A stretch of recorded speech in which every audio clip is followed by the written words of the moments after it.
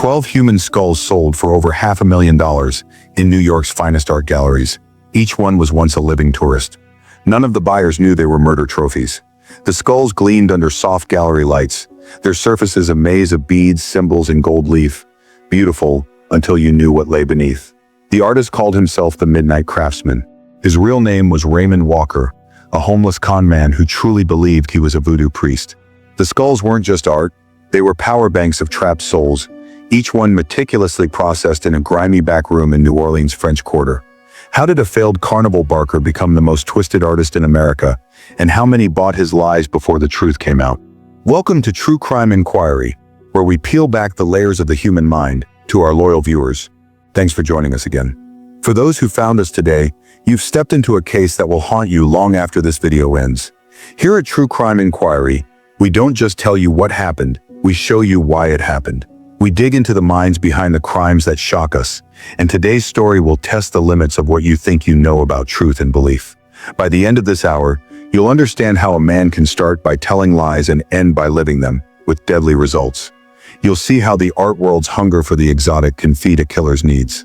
And you'll learn why 12 tourists never made it home from the city where the good times roll. Raymond Walker wasn't born a killer, he was born a talker. In the dusty fairgrounds of suburban Chicago, young Raymond learned his first trade, reading faces, spotting marks, and spinning stories that parted folks from their cash. He worked the carnival circuit for years, his patter sharp and his smile sharper. Step right up, see your future. That was Raymond's call, but his own future crashed. When a scam went wrong, he took money from the wrong man, a local boss with friends in blue. Raymond fled south with nothing but the clothes on his back and his gift for gab. New Orleans took him in, like it takes in all strays. The French Quarter, with its mix of music, booze, and magic, gave Raymond a fresh stage. He slept in parks at first, watching the tourists who flooded the narrow streets. He saw what they wanted, not just beads and drinks, but something real, something old and dark, and true. They wanted voodoo. They wanted to touch the magic they'd seen in movies. And Raymond, who couldn't tell a gris-gris bag from a tea bag, saw his chance. He built Baron Samedi from scraps of movies and tourist shop windows, black top hat, face paint, a cane topped with a small skull he bought at a gift shop. He set up a small table in Jackson Square, among the tarot readers and sketch artists. His palm readings were vague, but his voice was strong, and the money was better than begging. The tourists came in waves, young folks on spring break, older couples ticking items off bucket lists, rich kids bored with their beach homes. They all wanted the same thing, a brush with the other side, a story to take home, and Raymond sold those stories by the dozen. What they didn't know was how thin the line was between the French Quarter's bright main streets and the dark corners where real danger waited. A tourist with a drink in hand and a hotel key in their pocket is a walking target. Far from home, rules seem faint. Safety feels like a given rather than a choice. When cops finally entered Raymond's small apartment off Dumaine Street, they found the expected props of his trade, candles, beads, books, but they also found shelves lined with texts on body preservation, old medical books, guides to taxidermy, journals filled with symbols copied from faiths Raymond had never truly studied, but the notebooks revealed something more chilling. The moment a con man started to believe his own lies. Raymond's first month in New Orleans was spent under bridges and in doorways. He watched the flow of tourists like a hunter studies prey. Each morning he'd wake on cardboard, brush his teeth with borrowed water, and follow the crowds down Bourbon Street. He learned which bars drew the high spenders, which shop owners would pay a few bucks for odd jobs, which cops would chase him off, and which would look the other way. The French Quarter has two faces. The one tourists see, bright with neon and music, and the one locals know, where cash flows under tables and no one asks too many questions. Raymond learned both sides fast. He noticed how tourists slowed when they passed shops with voodoo signs, how they peered through windows at dolls and candles with a mix of fear and want. They'd spend 40 bucks on a blessed charm, but walk past a homeless man without a glance. Raymond saw his path forward. Baron Samedi was born on a Tuesday. Raymond spent his last $20 on face paint, a used top hat, and a cane. He drew symbols on his cheeks that meant nothing but looked old. He practiced a deep laugh that echoed off brick walls. By sunset, he had earned back 3 times his investment. The odd thing was how quick he got good at it. Raymond had never read a book on voodoo, never met a real priest or priestess. Yet within weeks, he could spin yarns about Loba spirits and crossroads deals that had tourists hanging on every word. His palms sweated when he told these lies at first. Soon they didn't sweat at all. "Trust me," he'd say, holding a woman's hand as he traced the lines on her palm.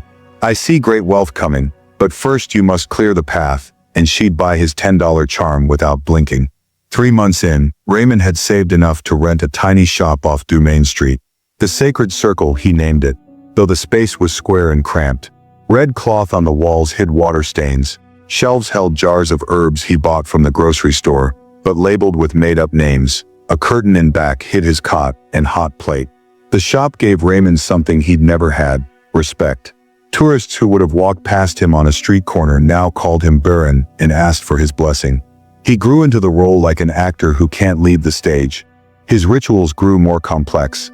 What started as quick palm readings grew into hour-long ceremonies with candles and chants he made up on the spot. He'd sway and moan, claiming spirits moved through him. And the strange part, sometimes he felt something. A buzz in his blood, a lightness in his head, as if the lies were becoming real. His journal from this time shows the shift. Early pages are signed Raymond and track daily earnings. By page 50 they're signed Baron and filled with ramblings about powers and spirits. The handwriting shifts from neat to wild. The cool con man was fading. Something else was taking his place. Then came the squeeze. Rent jumped 30%. 3 new voodoo shops opened on the same block, with bright signs and website addresses. Raymond's once steady stream of customers thinned to a trickle. He started opening at dawn and closing at midnight. But it wasn't enough. The glass pipe found its way into Raymond's hand through a street dealer who worked the late-night crowd. "Just to keep you sharp," the man said. The pipe kept Raymond awake for 3 days straight. When he crashed, he slept for 20 hours, then reached for the pipe again. What doctors would later find in blood tests told the story his brain had been hiding. Bipolar disorder, untreated for years. The drugs lit that powder keg. Raymond's mood swung from godlike power to crushing rage. The line between Baron Samedi and Raymond Walker didn't just blur, it burned away. His journal took a darker turn. "They come to steal my power," he wrote of the tourists who now filled his shop. "They take. Soon I will take back." James Thornton walked into the Sacred Circle on a hot June day. A college professor with a smirk on his face, and 3 friends trailing behind.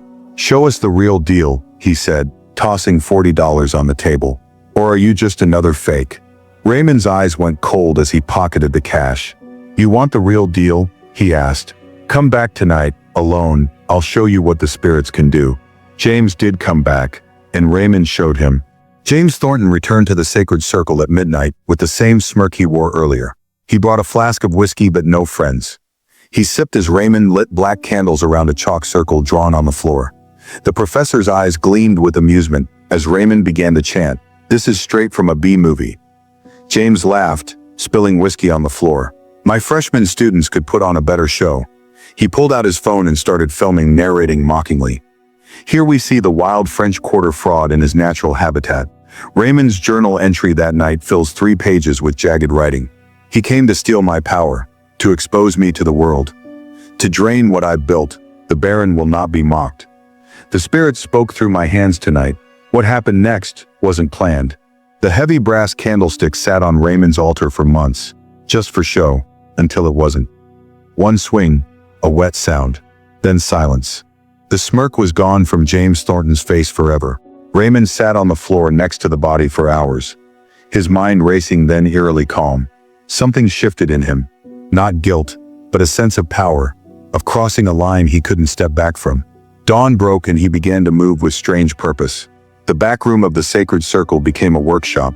Raymond dragged the body there and began to work.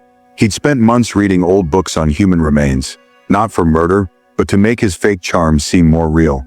Now that knowledge had a new use. He worked for 3 days straight, barely sleeping. Tools from hardware stores, chemicals bought with cash from shops across town.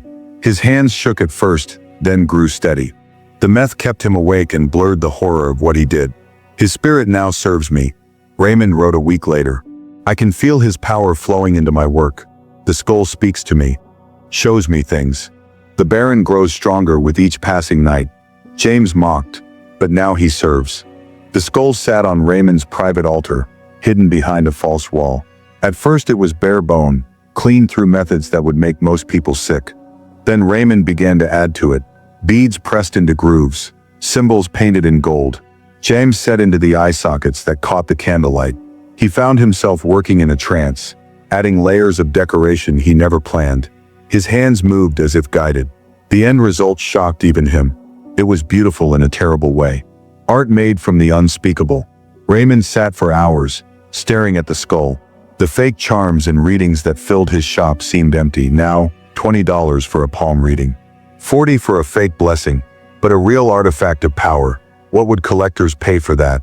The tourists want to touch the real magic, he wrote. They say they do. Let's see if they mean it. Raymond changed after that first kill. He watched his customers with new eyes, noticing things he'd missed before. The woman with the heavy gold watch who came alone. The man who mentioned his hotel suite and bragged about his success. The couple who flashed cash instead of cards. He developed a system. A test run, first palm readings and minor charms to gauge a mark's wealth and gullibility. Then the hook. I sense you seek deeper knowledge. Not the tourist show, but real power. I perform a private ritual for special clients. Very exclusive. Very powerful. Raymond set the price high, $500. Most walked away. Those who didn't became prospects. He studied their habits when they'd leave town. If anyone would miss them. If they had the right kind of skull. The right kind of skull. That phrase appears again and again in his journal. As if some shapes held more power than others. As if he could tell by looking at a living face what secrets the bone beneath might hold. His second victim was a tech executive from Seattle. Raymond's journal maps out the plan over 12 pages. Where to take him, what to tell him, how to make sure no one could track the man's last movements. Not the chaotic frenzy of the first kill, but something cold and planned.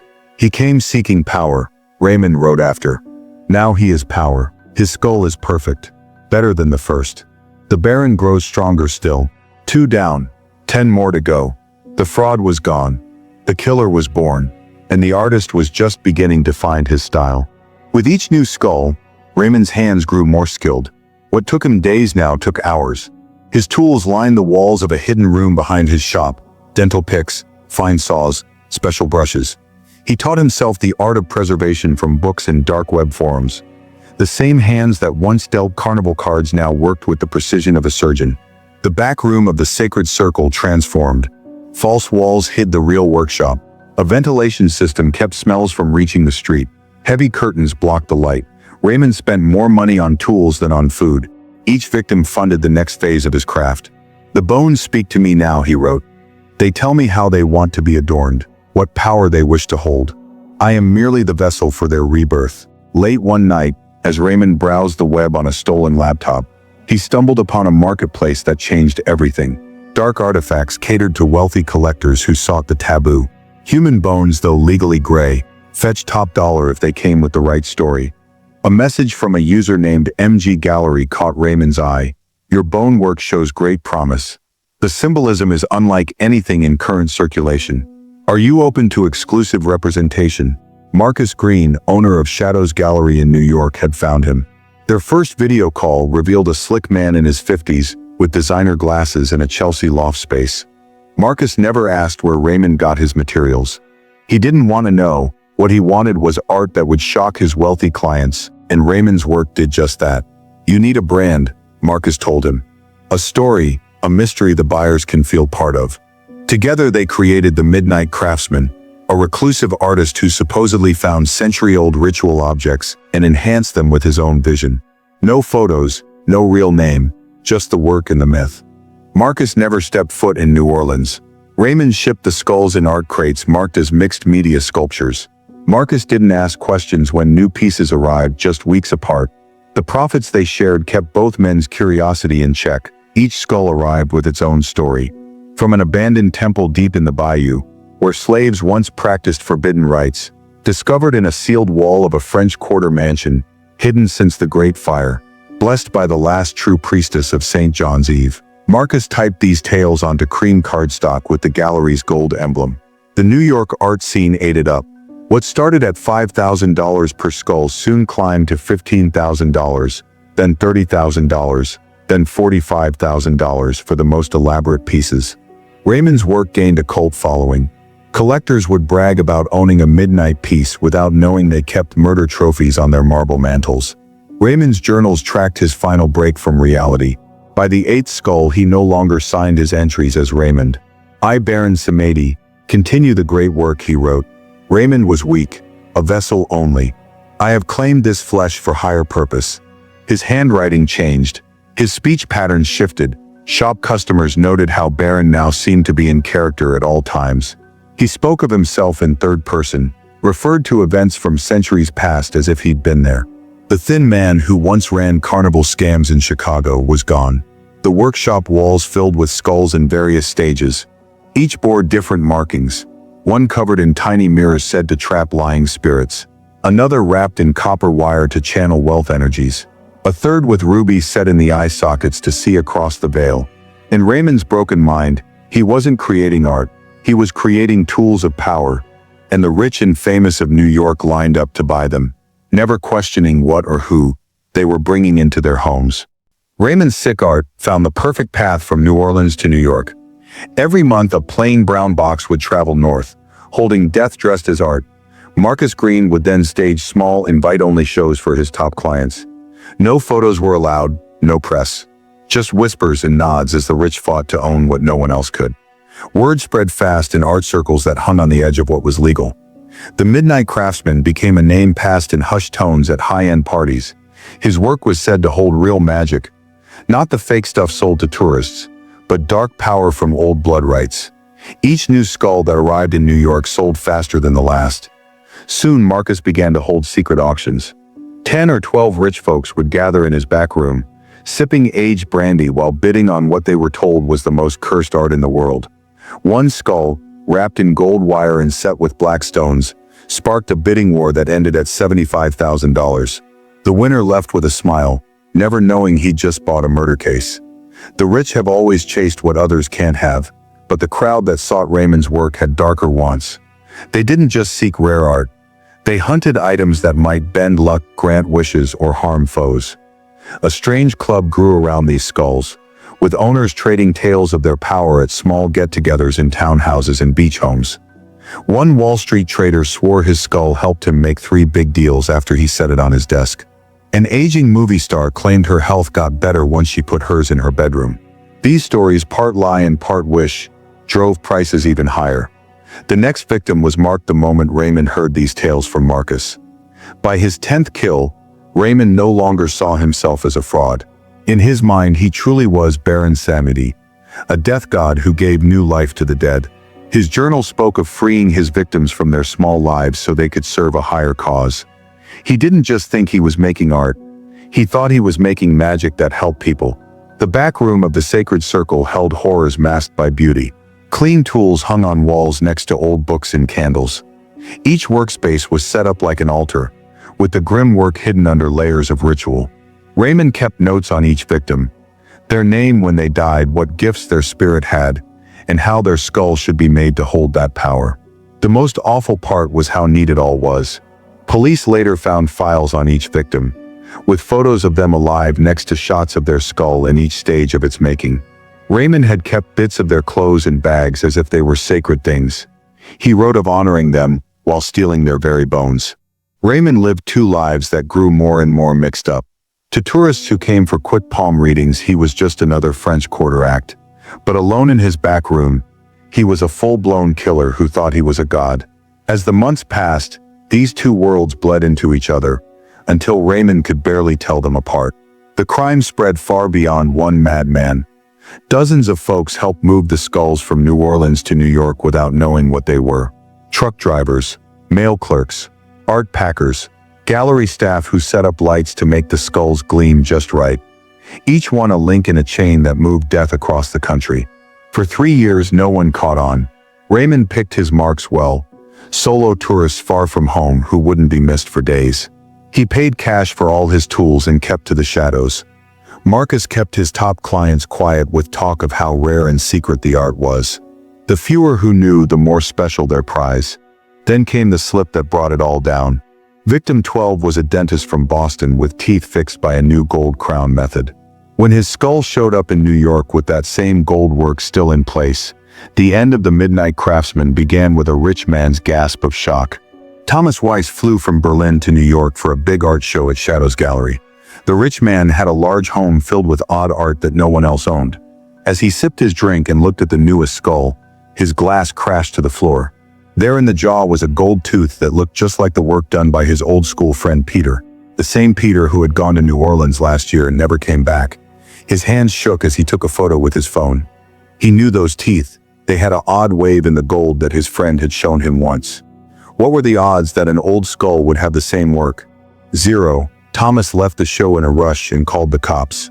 The first cop who took his call thought he was nuts. But then Thomas sent the photo to Peter's mom, who had filed a missing person case months back. She showed the cops the same gold work in a smiling photo of her son. At last the puzzle started to make sense. Cops in New York traced the skull back to Marcus Green. He claimed the skull was from the 1800s, found in an old house, but lab tests don't lie. The bone was fresh, not even 5 years old, and the gold in the teeth. It was a mix made only in the last 2 years.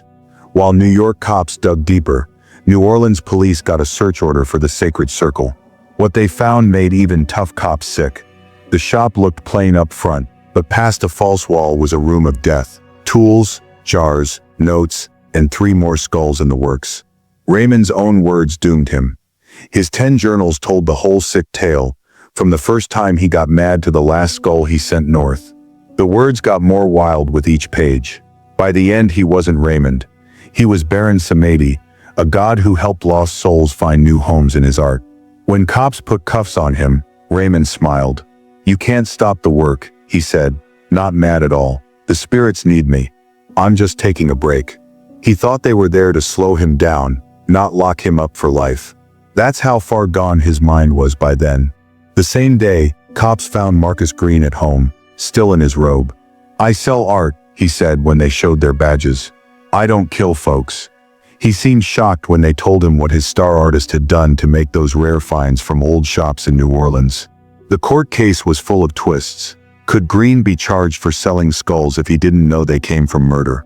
He swore he thought they were old bones, dug up from graves. "I'm not a killer," he told the judge. "I was tricked just like my clients." When news broke that the hip new art was made from real dead folks, the whole art world froze. People who had paid big bucks to own a cursed skull now had proof it really was cursed, with the sin of murder. They had put death on their shelves and called it cool. The FBI tried to find all 12 skulls, but they hit walls of cash and pride. Most folks gave them back fast, sick at what they'd bought. But 4 skull buyers stayed quiet. They hid their dark art or sold it to new homes, where no one would ask hard facts. Docs who checked Raymond said he had 2 sick men in one brain. Part of him knew he was doing wrong. That's why he hid it so well. But a deeper part truly thought he was a death god doing holy work. This split mind made him hard to treat. Half con man, half true madman. The court said Raymond was too sick for jail, but too bad for the streets. He lives now in a place with locked doors and white walls. They let him make small art with clay and paint, but no bones.